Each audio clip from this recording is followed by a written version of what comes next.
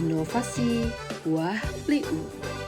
Kuah Pliu adalah singkatan dari Karyesku rendah karena pelihara emailku. Sehari 2 kali. Pagi sesudah sarapan sebelum di sekolah sama malam. Kuah Pliu merupakan salah satu program kegiatan inovasi yang diusung oleh UPTD Puskesmas Merebut. Kegiatan ini bertujuan untuk menurunkan angka penyakit gigi dan mulut atau karies guna mewujudkan program Indonesia Bebas Karies tahun 2030. Kegiatan ini dilakukan dengan cara mengedukasi anak-anak agar bisa memelihara kesehatan gigi dan mulut sejak dini.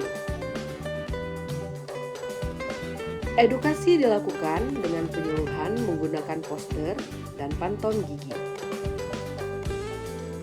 Sasaran dalam kegiatan inovasi ini adalah anak-anak usia balita pada PAUD atau TK.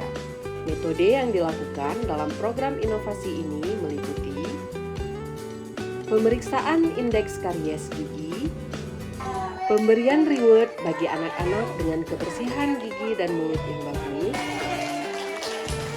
pembagian buku pelihara gigi, evaluasi berkala skor Debris Index, pembagian sikat dan pasta gigi untuk anak-anak,